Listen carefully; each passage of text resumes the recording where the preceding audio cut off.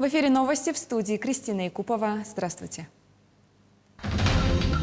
Якутск накрыл дым от лесных пожаров в Горном Улусе. Продолжается мониторинг состояния атмосферного воздуха. Ночные заведения столицы республики нарушают антиковидные правила. Административная комиссия провела рейд. Архитекторы Мирного назвали уникальным памятник первооткрывателям алмазных месторождений.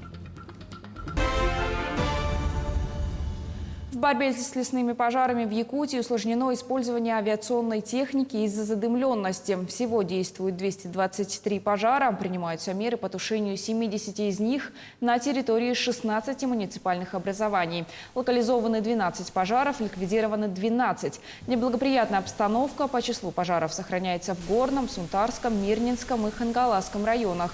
На тушении задействовано 2248 человек и 271 единица техники. Необходим постоянный расчет сил и средств, оперативно реагировать на меняющуюся ситуацию.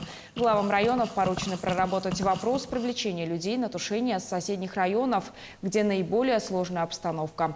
Самое главное, угрозы огня населенным пунктам нет. Наиболее сложная обстановка наблюдается у нас в Горном районе, Мирнинский район и Сунтарский район по количеству лесных пожаров.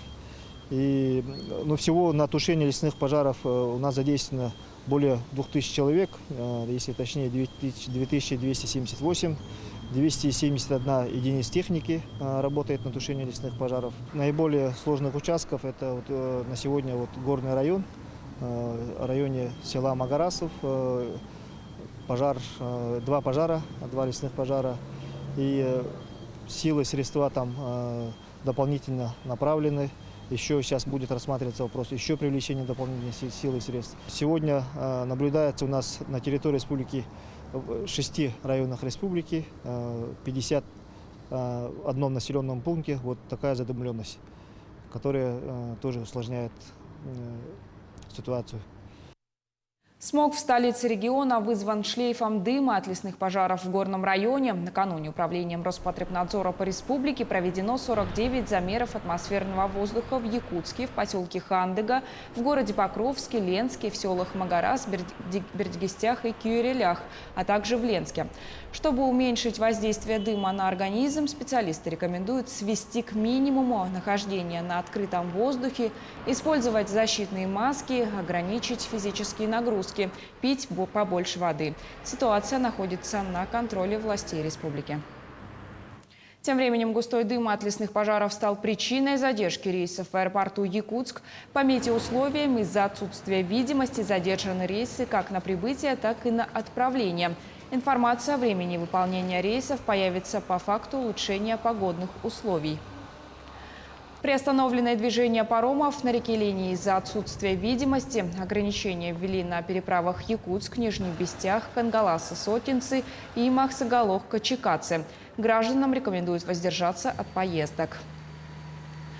А также в результате природных явлений приостановили движение транспорта на участке автодороги Амга. Так, временное ограничение ввели на трассе Нижний Бестях, Амга, Усть-Мая, Эльдикан, Югоренок с подъездами к нефтебазе и селу Петропавловск. Это связано с выпадением обильных дождей. Смыты водопропускные трубы, мостовой переход, а также зафиксированы многочисленные размывы дорожного полотна на перевалах Юрский и Домбринский.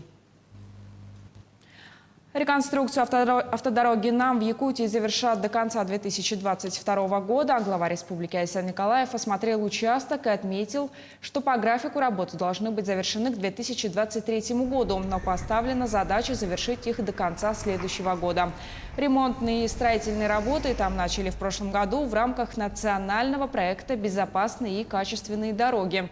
Участок охватывает территории Намского района и Якутска. Ведутся работы по расширению дороги до 2 полос в каждую сторону. Кроме того, участок автодороги от рынка Белое озеро до Мархинского обелиска будет расширяться до 4 полос. Такая же задача поставлена по региональной дороге УМНАС по Покровскому тракту до поста ГАИ. Это важно с учетом дальнейшей синхронизации со строительством Ленского моста. Административная комиссия Якутска продолжает работу по проверке соблюдения указа главы о работе общепита. Так, в ходе рейда в ночь на 18 июля были проведены 13 лжекафе и ночных заведений. Из них в 3 были зафиксированы нарушения. Это работа после 12 часов ночи. Кроме того, на сегодняшний день в Якутске работают 10 заведений с так называемой фри-зоной. Вход в такие места разрешен только при предоставлении QR-кода о вакцинации. Такие заведения могут продолжать работу и после 12 часов ночи. Однако при этом они должны соблюдать все меры безопасности. В Ленске в микрорайоне Чанчик городская администрация построит новую игровую спортивную площадку. По проекту район выделит более 4 миллионов рублей. А чтобы сохранить площадку от вандализма, жители предложили установить видеонаблюдение за свой счет. Мера вполне оправданная. Детские площадки местами в аварийном состоянии. Наши коллеги разбирались, кто должен отвечать за их содержание. Играть детям на этой площадке небезопасно, решили жители дома номер 10 по Первомайской. Прутья не держатся, сетка отваливается. Жильцы обратились в городскую администрацию, попросили отремонтировать. Деньги администрация выделила, но так везет не всем. Вот данный борт тоже болтался. Ну, судя по всему, в очередной раз надо к нему опять прийти. Немного уделить время.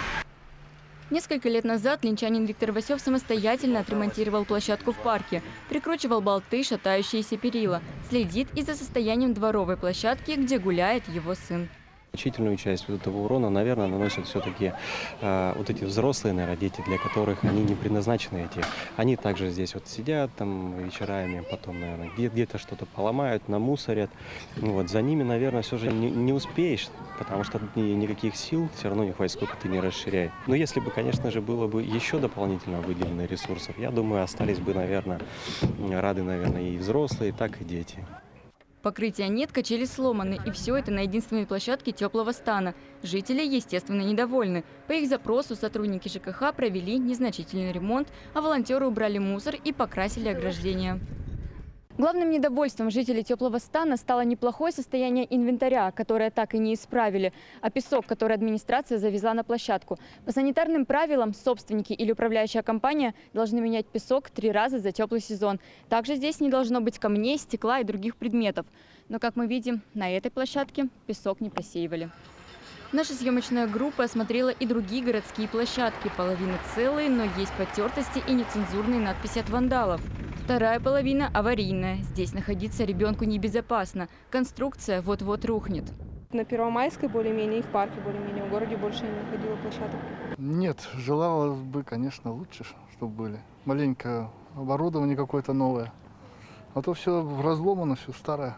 В каких-то домах вот в элитах там хорошие площадки. А где плохие? У нас на Северном, например, мы Северном. У нас вообще там площадки все переломаны, сломаны. Железные горки вообще забыли, когда красились.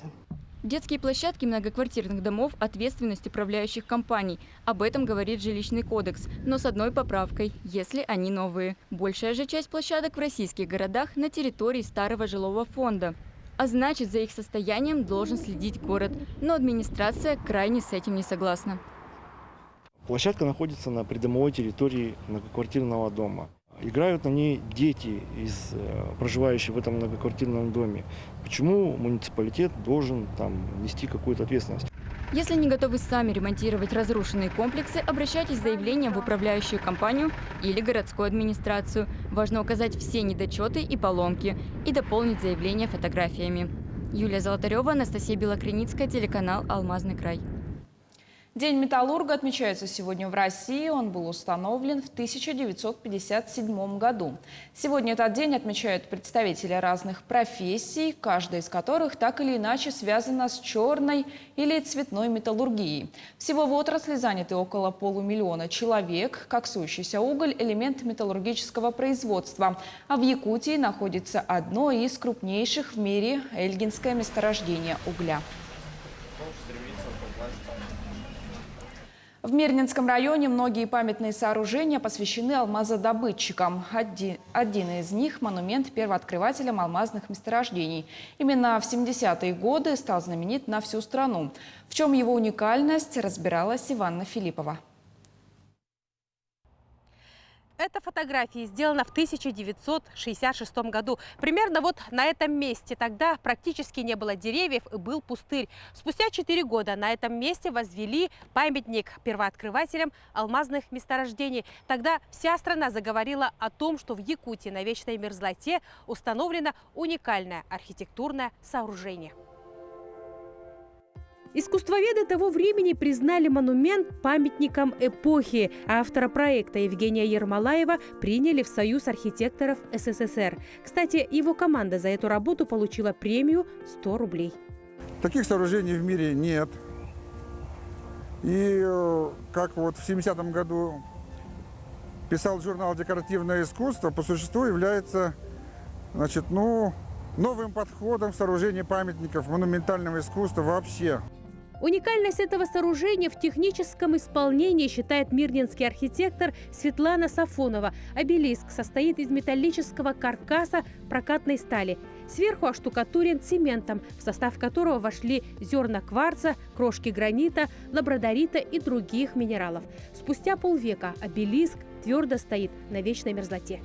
Это талант конструкторов, которые все это запроектировали, все высчитали. Несмотря на такую высоту, он сохранился. То есть никаких ни отклонений не было.